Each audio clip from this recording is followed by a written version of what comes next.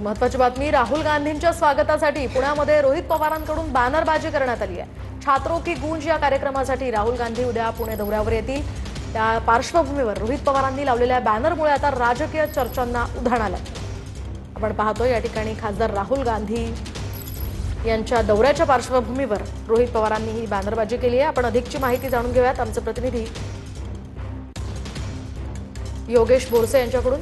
योगेश, काय सांगाल, राहुल गांधींच्या स्वागतासाठी रोहित पवारांनी ही बॅनरबाजी केल्याचं दिसतंय? मोहिनी, उद्या काँग्रेस नेते राहुल गांधी पुणे दौऱ्यावरती येत आहेत आणि छात्रों की गूंज या कार्यक्रमाचं आयोजन करण्यात आलेलं आहे। मात्र राहुल गांधींच्या स्वागतासाठी शरद पवार गटाचे आमदार रोहित पवार यांनी शहरभर होर्डिंग्स लावलेल्या आहेत, बॅनर्स लावलेले आहेत, ज्या बॅनर्सच्या माध्यमातून रोहित पवार यांनी राहुल गांधींचं स्वागत केलेलं आहे। उद्या राहुल गांधी पुण्यात आल्यानंतर त्यांचं स्वागत देखील रोहित पवार करणार आहेत आणि आपण पाहू शकतो की अशा पद्धतीने बॅनर्स लावल्यामुळे राजकीय वर्तुळात चर्चा सुरू झालेली आहे। रोहित पवारांची राहुल गांधींसोबत जी जवळीक आहे ती देखील वाढल्याचं पाहायला मिळतंय।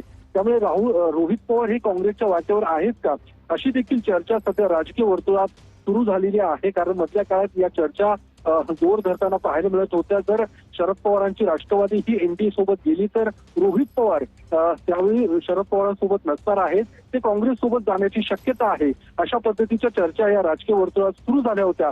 आता अशा पद्धतीचे बॅनर्स हे शहरभर लावल्यामुळे त्या चर्चांना अधिक जोर मिळताना पाहायला मिळतोय। त्यामुळे अशा पद्धतीचे बॅनर्स शहरातल्या अलका टॉकीज चौक, एअरपोर्ट रोडवरती रोहित पवारांनी हे बॅनर्स लावलेल्या आहेत आणि त्याची चर्चा सध्या जोरदार सुरू असल्याचं पाहायला मिळतंय। उद्या राहुल गांधी हे संध्याकाळी 5 वाजता पुण्यात पोहोचतील आणि छात्रों की गूंज या कार्यक्रमाला ते संबोधित करतील।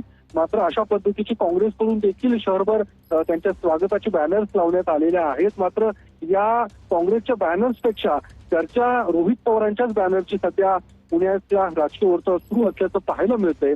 रोहित पवार यांनी अद्यापर्यंत यावरती प्रतिक्रिया दिलेली नाहीये, कारण नेमकी त्यांची भूमिका काय आहे ते देखील जाणून घेणं तितकंच महत्वाचं आहे। मात्र अशा पद्धतीच्या बॅनरची चर्चा सध्या शहरात सुरू आहे। नक्कीच धन्यवाद योगेश, दिलेल्या या सविस्तर माहितीसाठी।